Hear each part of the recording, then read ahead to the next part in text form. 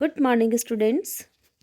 आज हम दिसंबर के बाद नए साल में सीधा एंटर कर गए हैं और सबसे पहले आपको तो बहुत हैप्पी न्यू ईयर।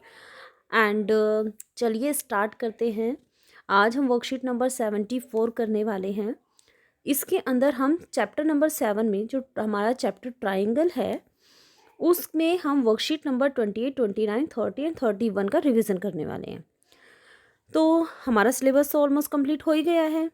हमारा अब सिर्फ रिवीजन चल रहा है और इस रिवीजन में हमारे पास देखिए इस वर्कशीट में रिवीजन के लिए क्या क्या दिया गया है। फर्स्ट क्वेश्चन में आपके 4 पार्ट हैं, वो फिल इन द ब्लैंक्स है। सेकंड आपका एमसीक्यू, थर्ड भी MCQ and fourth, fifth and sixth question ये आपके दिए हुए हैं प्रूफ करने के लिए। तो चलिए स्टार्ट करते हैं। फर्स्ट है आपका fill in the blanks. Fill in the blanks में हमारा सबसे पहला जो क्वेश्चन है,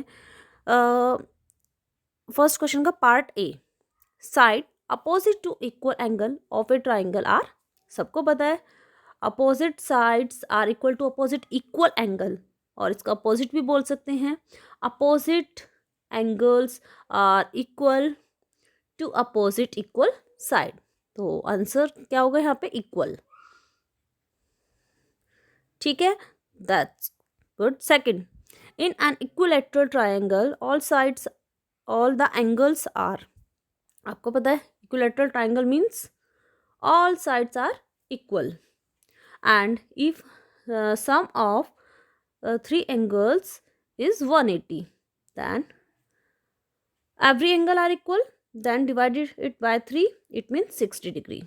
ओके, तो यहाँ पे हमारा in an equilateral triangle all angles are equal and bracket में एवरी 60 डिग्री लिख देना। Okay, now third, in right triangle A B C, right triangle it means one angle is 90 degree and other, एक मिनट, आपका first एक triangle हो गया A B C and second triangle आपका हो गया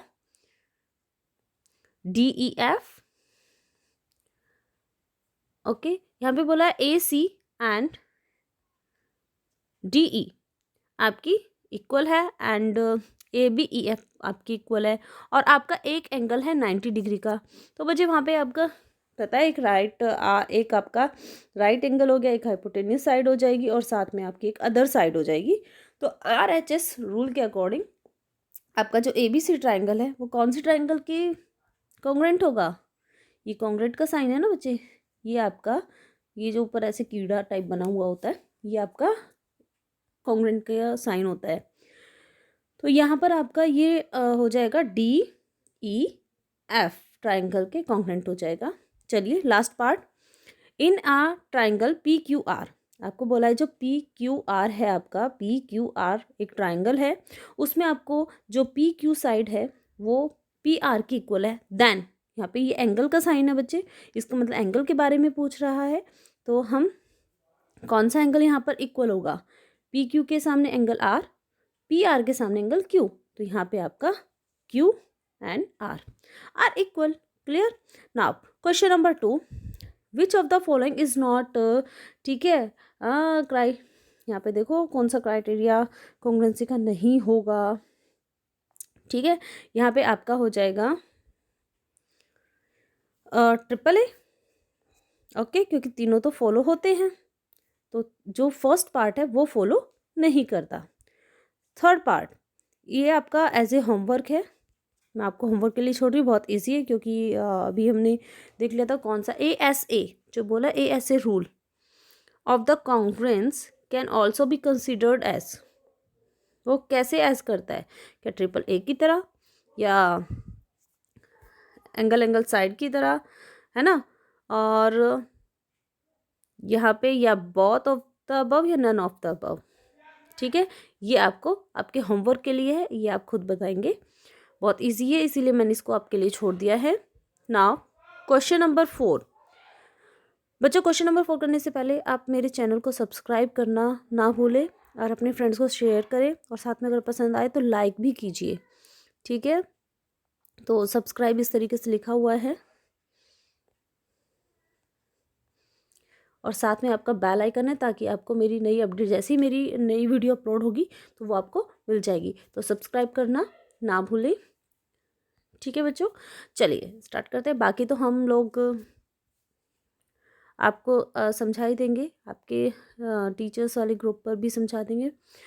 चलिए अब देखिए क्वेश्चन नंबर 4।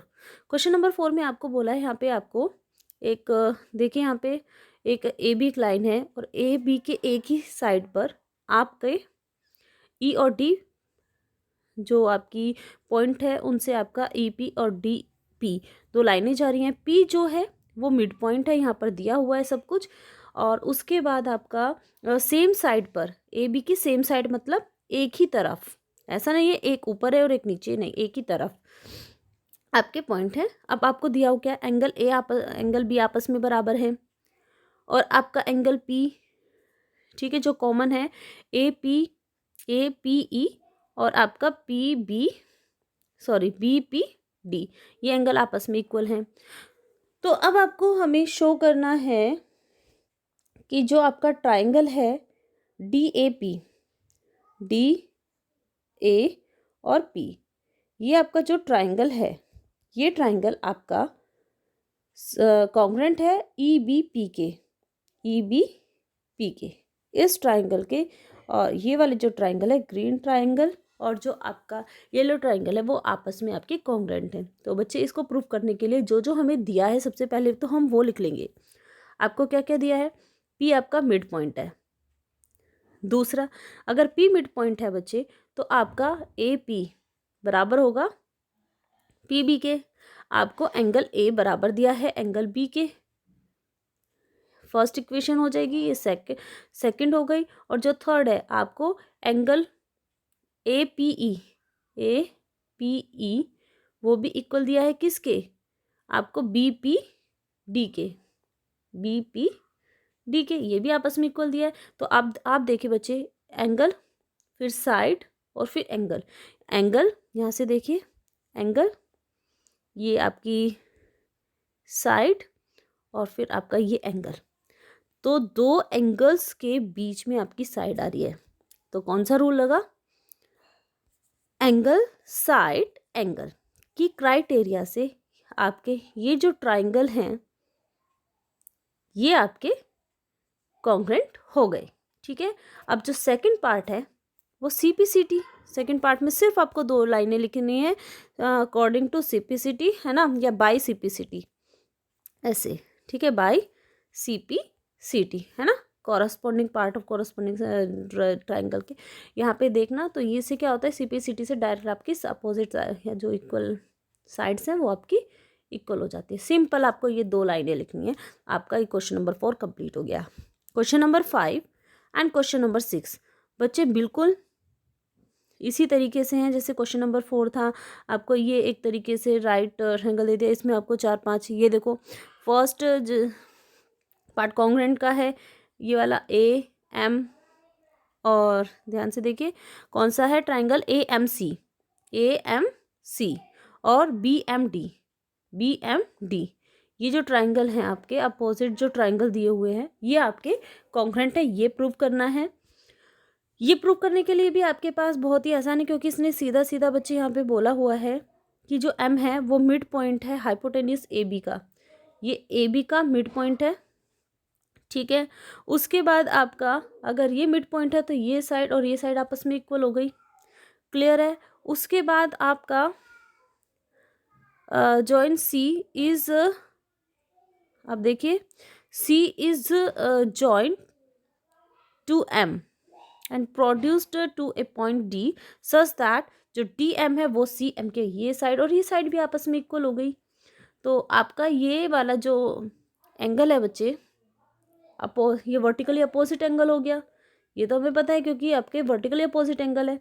तो आपका ये भी एस फिर ए फिर एस, तो एस ए एस के थ्रू आपके ये दोनों ट्राइंगल कॉन्ग्रुएंट हो गए। ठीक है, अब इसके बाद आपका इसने बोला है आपका जो एंगल बी है डी बी सी, ये एंगल, ये आपका राइट एंगल है। राइट एंगल मतलब 90 डिग्री का। ये कैसे प्रूफ होगा?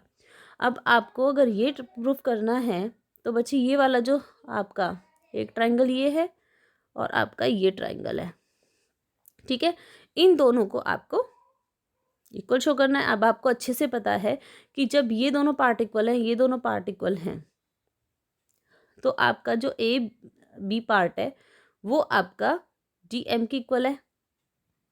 दूसरा, ये आपका जो डी सी है, बी सी सॉरी, है ना, बी सी, ये आपका कॉमन पार्ट हो गया, कॉमन पार्ट हो गया, ये आपका साइड हो गई। दूसरा, जो आपका एक और चीज़ दी गई है यहाँ पे आपको, जब हमारे ऊपर वाले पार्ट से हमारे ये वाले पार्ट कॉन्ग्रेंट हो गए तो हमारा ये साइड अपोजिट साइड के इक्वल हुई कि नहीं हुई?